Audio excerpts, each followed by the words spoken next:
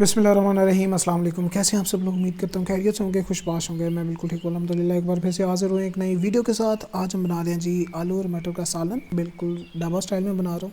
बहुत ही short video है, kindly video को कंप्लीट देखिएगा। अगर अच्छी लगी है तो लाइक ज़रूर कर दीजिएगा और चैनल को सब्सक्राइब तो मस्ट है काइंडली। चलिए जी वीडियो की तरफ चलते हैं और देखते हैं कि किन किन चीज़ों की ज़रूरत है और ये कैसे बनाई जाएगी। सबसे पहले बर्तन में घी ऐड कर लें और इसको मीडियम फ्लेम पे गर्म होने दें। जैसे ही घी गर्म हो जाए इसमें अब दो बारीक कटे हुए प्याज ऐड कर लें और इनको गोल्डन ब्राउन होने तक पकाना है हमने। फ्लेम को मीडियम रखना है, फ्लेम को हाई नहीं करना। जैसे ही आपके प्याज इस शक्ल में आ जाए, गोल्डन ब्राउन हो जाए, उसमें जिंजर और गार्लिक पेस्ट ऐड कर लें 1 चम्मच के करीब और इसको भी ब्राउन होने तक पका लें। 1 से 1.5 मिनट लेगा, ये भी बहुत ही जल्दी से ब्राउन हो जाता है।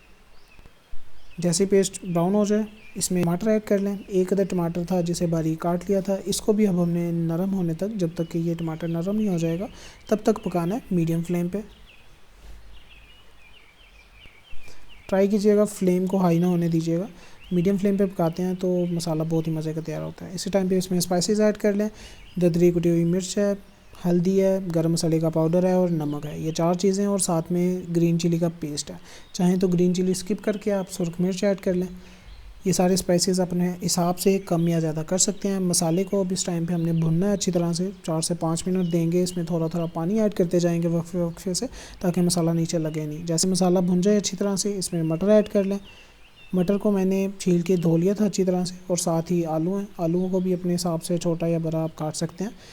इन दोनों को अब हमने अच्छी तरह से इसमें मिक्स कर लेना है और इसी टाइम पे आप इसमें पानी ऐड कर लीजिएगा। अपने हिसाब से आप पानी, जितना आप पानी लगाना चाह रहे हैं उतना इसमें पानी ऐड कर लें। और अगर आप ज़्यादा करना चाह रहे हैं तो आप ज़्यादा भी लगा सकते हैं, बाद में इसको आप सुखा लीजिएगा। अब इसको हमने इस टाइम पे ढकना लगा देना है और तकरीबन 25 से 30 मिनट के लिए इसको हमने पकने देना है अच्छी तरह से। वक्फे से दरमियान में आप चेक कर लीजिएगा कि आलू आपके गल चुके हैं।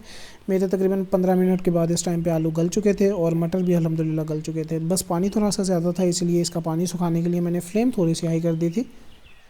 फ्लेम को मीडियम तो थोड़ा सा हाई कर देना आपने और इसी दरमियान में इसमें सूखे धनिया का पाउडर ऐड करना है 1 टीस्पून के करीब और साथ ही आप इसमें धनिया ऐड कर लीजिएगा और इसको 2 से 3 मिनट देंगे ताकि इसका जो पानी है वो थोड़ा सा सूख जाए। और अल्हम्दुलिल्लाह जी हमारे आलू मटर का जो सालन है वो अल्हम्दुलिल्लाह रेडी हो चुका है और बहुत ही मज़े का तैयार हुआ। वीडियो अच्छी लगी है तो अपने फैमिली मेम्बर्स के साथ, फ्रेंड्स के साथ ज़रूर शेयर कर दिया करें, लाइक कर दिया करें। और अगर चैनल पे न्यू आए हैं तो काइंडली चैनल को सब्सक्राइब कर लें और बेल के आइकन पे भी क्लिक कर लें ताकि नेक्स्ट जो भी मैं रेसिपी की वीडियो डाल रहा हूँ फ़ौरन उसका नोटिफिकेशन आपको मिल सके। तो ठीक है जी, मिलते हैं हम नेक्स्ट वीडियो में। तब तक के लिए अपना बहुत ज़्यादा ख्याल रखिएगा, मुझे भी अपनी दुआ में याद रखिए। अल्लाह ताला आपको ढेर सारी खुशियाँ दे और आपको हर बुराई से दूर रखें। मुझे दीजिए इजाज़त। अल्लाह हाफ़िज़।